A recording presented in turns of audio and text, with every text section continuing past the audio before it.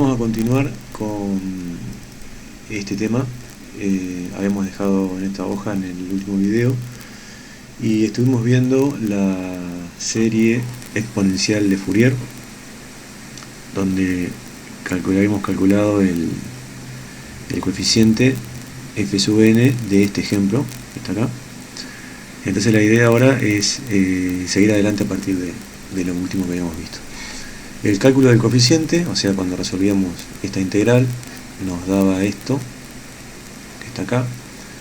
Utilizando la relación de Euler lo podíamos escribir de esta manera, que me queda seno de algo sobre ese mismo algo, o sea, seno de x sobre x, reacomodando un poco los términos, ¿no? Y multiplicando y dividiendo por delta sobre 2.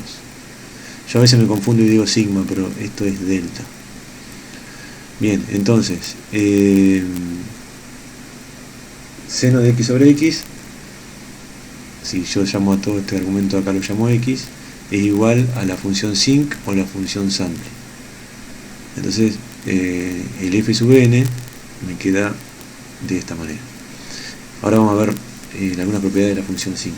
Pero vamos a seguir adelante, trabajando un poco con el argumento, y vamos a reemplazar omega 0, que es la frecuencia de repetición, digamos, que tienen los pulsos, por la expresión 2pi sobre t, donde t es el periodo.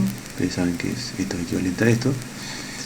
Entonces el argumento, que es todo esto que está acá, me queda npi delta sobre t. Así queda igual que en un libro, ¿no? Entonces f sub n va a ser esto.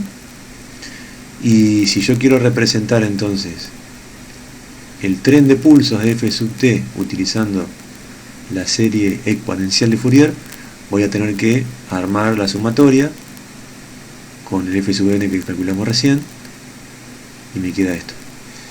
Vuelvo un poco para atrás. Recuerden, la expresión general de la serie exponencial es esta. Cualquier función la puedo representar, en realidad cualquiera no, tiene que ser continua de tramos, y periódica. Entonces yo cualquier función que cumpla con eso la puedo representar como una sumatoria entre menos infinito a más infinito de f sub n por e a la j n omega 0t. El f sub n nosotros lo calculamos, que me da todo esto. Entonces el tren de pulsos, que es nuestra f de t, va a ser igual a todo esto. Bien, veamos un poco algunas cuestiones sobre de la función sinc, que yo, para saber cuáles van a ser esas componentes que yo estoy sumando acá, que representan a mi tren de pulso, voy a tener que resolver primero lo que me da la función esta. Esto va a ser un número. Todo esto acá tiene que ser un número, que van a ser los pesos o la amplitud de cada uno de esos fasores.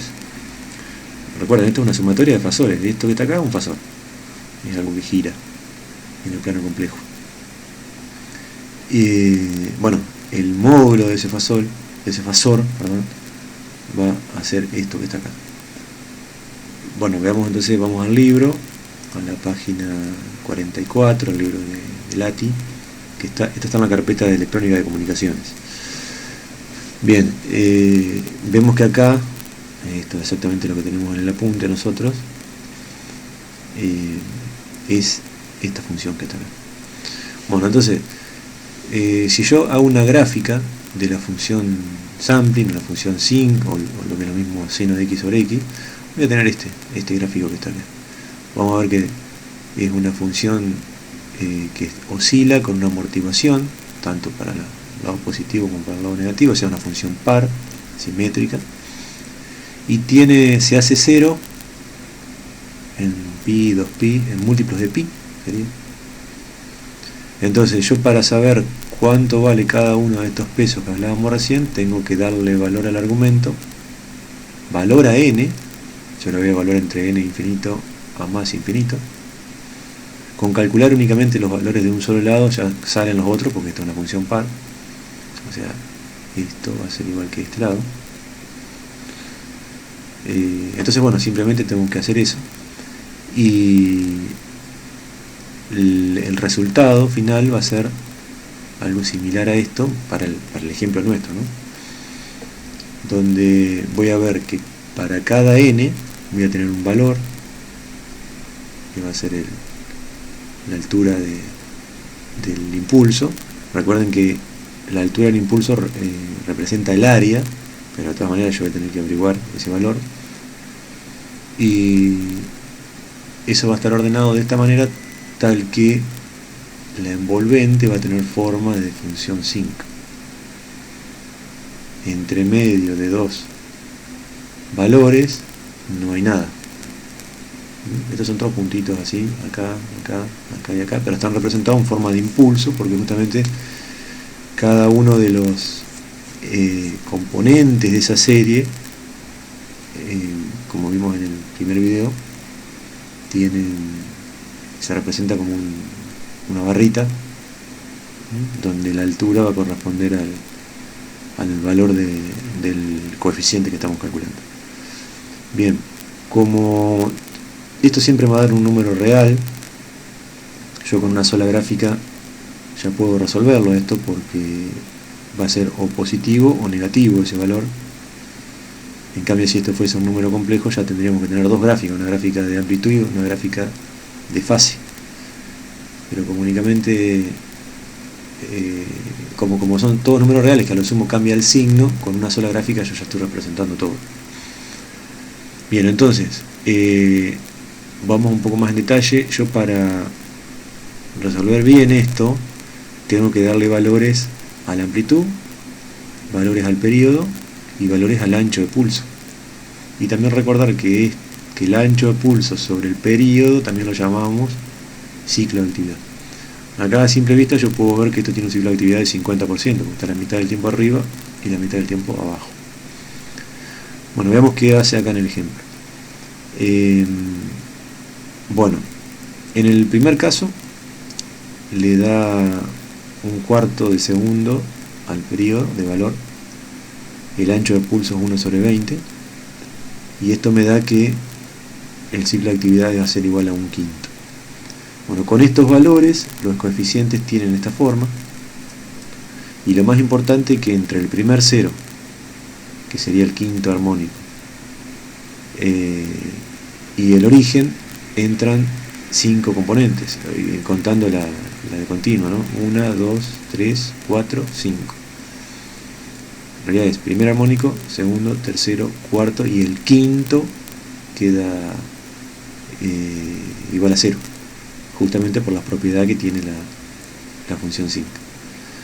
Entonces esto sería una representación espectral, obviamente siempre en el dominio de la frecuencia, de esta función en el dominio del tiempo. Yo, si quiero ver en esta función que está en el dominio del tiempo, la quiero ver en el dominio de la frecuencia, bueno, calculo la serie cualquiera, la exponencial o como en este caso, la trigonométrica o la exponencial como en este caso, y me va a dar un espectro de este tipo. Pero ahora vemos algunas cosas interesantes que también nos va a dar pie para empezar a estudiar la transformada de Fourier. Ahora estamos viendo serie de Fourier, que sirve únicamente para funciones periódicas. La transformada ya es algo más genérico. Veamos qué pasa si yo mantengo el ciclo de actividad en 1/20, fíjese, en 1/20, pero hago que el periodo sea más grande, o sea, un número más grande. Eso, si yo lo miro acá en el dominio del tiempo, voy a ver que esto no varía, este ancho no varía, pero sí esto se hace más largo, o sea, se separan los pulsos. Eso sería el efecto en el dominio del tiempo. Bueno, en el dominio de la frecuencia, cuando yo hago eso, cuando mantengo el pulso con el mismo ancho, pero hago que el periodo sea más grande, o dicho de otra manera, que la frecuencia sea más lenta, lo que voy a lograr es que entre el primer cero y el origen aparezcan mucho más componentes. Y esto quiere decir que tiene una composición espectral más rica, tiene más componentes. Y eso es bastante lógico, porque yo de a poco lo que estoy haciendo es transformando esa señal periódica en una señal aperiódica. ¿Por qué? Bueno, porque veamos este tercer ejemplo. Se sigue manteniendo el ciclo de actividad, pero hago mucho más grande todavía el periodo, el doble todavía acá. Por lo tanto, la frecuencia es el doble más lenta. Y si yo lo miro en el dominio del tiempo, lo que voy a hacer es haber separado mucho más esto y el pulso queda como, en un principio queda aislado, tengo que esperar mucho tiempo para que aparezca el otro. Eso hace que todavía aparezcan más componentes de frecuencia entre el primer cero y el origen. En realidad los componentes aparecen en toda la envolvente, bajo toda la envolvente, aparecen muchos más componentes, se hace más densa, o sea, es más rica en composición de armónicos. Y puedo pensar que si yo sigo aumentando el periodo o sigo disminuyendo la frecuencia, pero no toco el ancho del pulso, estoy transformando de alguna manera la señal que era periódica en una señal aperiódica. Porque si esto es tan grande, o digamos idealmente tendiendo a infinito, nunca va a aparecer un segundo pulso, voy a tener siempre solo uno. Entonces transformé una señal periódica en una aperiódica. Y el espectro lo que va a tender a hacer es a juntarse tanto. Este es un tercer caso, ¿no? Yo podría haber dibujado otro con esto el doble o 10 veces más grande. Bueno, lo que va a lograr es que se aprieten cada vez más estas barras, por lo tanto los puntitos que son la amplitud de cada una de las barras van a estar tan cerca que en algún momento esta señal, que era una señal discreta, se va a transformar en una señal continua. Lo de las barritas es una forma de representarlo, lo que realmente importa es el valor que tiene eso. Entonces si yo junto cada vez más esos puntitos con esas barritas, voy a encontrar una señal continua. Y eso me indica que una señal aperiódica, cuando yo la quiero ver en el dominio del tiempo, ya no tiene un espectro discreto, como lo tienen las señales periódicas, sino que ese espectro va a ser continuo. Es una conclusión que también lo vamos a ver un poquito más adelante. Bueno, yo eso lo logro, logro ver el espectro de una señal aperiódica usando algo que se llama transformada de Fourier. Ya no me sirve una serie de Fourier, esto fue una aproximación, ¿no? Si yo lo quiero hacer de una sola vez, no puedo usar una serie, sino que tengo que usar una transformada. Pero todo indica que yo puedo modificar una serie y transformarla en una transformada. Y eso es lo que vamos a hacer ahora. Bueno, hasta acá estamos así. Acá van a ver que todo lo que yo dije y todo lo que está en el libro está resumido. Y como conclusión final, entonces, esto que también mencioné hace un ratito. Las señales periódicas, yo las puedo ver en el dominio del tiempo a través de una serie de Fourier y voy a obtener un espectro de frecuencias discreto. Las señales no periódicas las transformo al dominio de la frecuencia mediante una transformada de Fourier y voy a ver un espectro continuo. Bien, veamos un poco, hablemos sobre transformada de Fourier. Bien, transformada de Fourier. Vimos recién que cuando yo hago el periodo, por ejemplo, ese tren de pulso cada vez más grande, o lo que es lo mismo, la frecuencia la hago cada vez más lenta, voy a lograr que la función periódica se transforme en una función aperiódica.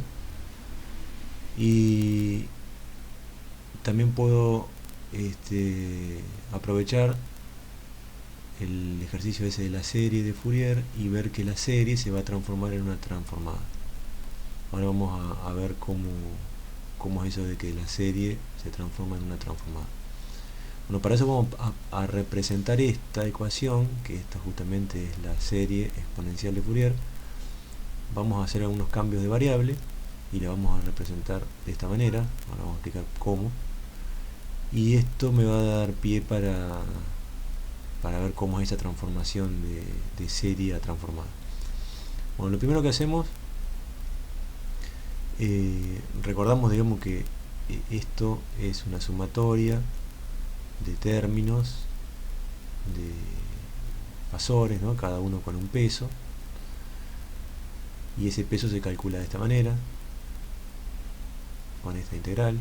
Esto lo habíamos visto cuando definimos acá, estoy buscándolo, acá, cuando definimos la serie exponencial de Fourier, vimos que la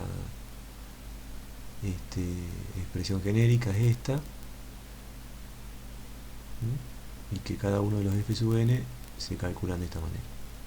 No vimos demostración de esto, sino que directamente vamos acá. Bien, entonces esto lo llamo ecuación 1 y esto lo llamo ecuación 2. Hacemos un cambio de variable y a n por omega 0, que aparece acá y que aparece acá, lo llamo omega sub n. Esto es discreto, n por omega 0, porque n toma valores discretos, 1, 2, 3, 4, sucesivamente, desde negativo hasta positivo. Pero para de alguna manera enmascarar esto, lo llamo omega sub n. Bien, entonces la f sub n me va a quedar en función de omega sub n. Esto que está acá va a quedar en función de omega sub n. Bueno, ahora lo que hago es reescribir de una manera esta ecuación del cálculo de los factores, como separar, digamos, que a todo esto lo que está multiplicando a 1 sobre t lo llamo f sin su índice de omega n, y a todo junto sería esto, lo llamo f sub n de omega n. Acá lo único que hace es escribir en forma separada esto de esto que está acá, y me queda la ecuación número 3. Y la ecuación número 4 es esta sola parte de acá. ¿Qué es esto? Que también, por supuesto, es igual a, si yo paso esto multiplicando para acá, va a ser igual a t por f sub n de omega sub n. Son herramientas que vamos a usar ahora. Bueno, entonces si yo a esta ecuación número 3 la uso en 1, esta que está acá queda transformada en esto que está acá. Lo llamo ecuación número 5. Lo único que hice acá fue reemplazar esto por f de omega n y a n por omega 0 reemplazarlo por omega sub n. Entonces esta es otra forma de ver esto, pero es exactamente lo mismo. Ahora, si yo reemplazo el periodo por 2pi sobre omega 0, como sabemos que esto es correcto hacerlo, si esto lo reemplazo acá, esta ecuación de acá queda de esta manera. El omega 0 pasa para adentro de la sumatoria, el omega 0 que quedaría de reemplazarlo con esta igualdad, y únicamente queda como constante 1 sobre 2pi. Y me queda la ecuación número 1 vista de esta manera, que va a ser más, me va a facilitar las cosas ahora para explicarla transformada. Esta ecuación número 6 yo veo que es una sumatoria de componentes de frecuencia, ¿no? Cada uno de estos fasores es una componente de frecuencia con una determinada amplitud. Todo lo que multiplica el fasor es la amplitud del fasor, o la amplitud de esa componente de frecuencia. Y la amplitud va a ser esto por esto sobre esto. Esta va a ser la amplitud de cada uno de esos términos. Bien. Por lo general esto, no, ya considerando un caso más genérico que el tren de pulsos, esto es una magnitud compleja, porque esto puede llegar a ser un número complejo, por lo general. Pero si yo considero, y para representar esta idea que es la que está explicada en el libro, considero que esto es un número real, que esto siempre va a ser un número real, yo puedo hacer una gráfica de esto que está acá. Y esa gráfica está en el libro, es la gráfica 1.16, página 48, que es la que vamos a ver ahora, es esta gráfica que está acá. Entonces este producto en función de la frecuencia puede tener una gráfica de este tipo. Bien, y si yo tomo distintos valores de esta función y la multiplico por un pedacito de frecuencia, omega 0, voy a obtener un área. Y eso es justamente lo que está haciendo esta expresión de acá. yo lo puedo ver como una sumatoria de pequeñas áreas de ancho omega sub 0. Yo le doy otra, o sea, esto está claro que es esto que está acá visto de otra manera, pero yo le puedo dar esta interpretación, porque lo estoy viendo acá, que es una sumatoria de áreas que tiene esta altura y esta base. Bueno, eso es lo que está intentando mostrarse acá, que yo esa serie que tengo la puedo ver como una sumatoria de áreas. Bien, y que la sumatoria total desde menos infinito a más infinito va a ser el área, la aproximación del área que queda encerrada bajo la curva. Hasta ahí es algo similar a cuando estudiamos análisis matemático integrales. Bueno, ¿y cómo pasamos de una sumatoria de áreas a una integral? Bueno, haciendo que esto sea cada vez más chico, haciendo que esto tienda a un diferencial. Entonces los productos, las áreas o los productos de la altura por el ancho van a ser cada vez más finitos y voy a tener que sumar cada vez más y más y más. Entonces la integral, la sumatoria se va a transformar en una integral. Vemos eso acá. Por ejemplo, si yo, lo que yo le decía, si a esto lo transformo en un diferencial, esto ya lo puedo transformar en una integral. Bueno, ¿y por qué puedo decir que yo esto lo transformo en un diferencial? Bueno, porque recuerden que esto es la frecuencia de repetición de la señal periódica. Esta señal que está acá tiene, cuando es periódica, tiene una determinada frecuencia de repetición o tiene un determinado periodo. Pero yo si hago justamente que esa función tenga un periodo muy grande, un t muy grande, o sea que tarde mucho en repetirse, estoy diciendo de alguna manera que va a tener una frecuencia muy baja, una frecuencia que va a tender a cero. Eso está explicado por acá. Si yo hago t tendiendo a infinito, es lo mismo que decir que omega tiende a cero. Y si omega tiende a cero, es justo lo que me interesaba a mí para transformar esto de una sumatoria a una integral, o sea, si omega sub 0 tiende a 0, puedo decir que tranquilamente omega sub 0 es un diferencial de omega, algo muy chiquito. Y ahí ya tengo el fundamento para transformar esto en una integral. Y justamente sucede eso cuando yo hago que una función periódica se transforme en aperiódica. Justo todo lo que me viene perfecto para explicar, pues justamente se eligió esto, el autor eligió esta forma. Bueno, ese es el fundamento para transformar esta serie, en principio exponencial, en una transformada, que es lo que hace acá. Lo único que hizo fue que se cambió esto por un diferencial y hizo el cambio de variable, omega n. Bien, entonces acá tengo la expresión de la transformada de Fourier.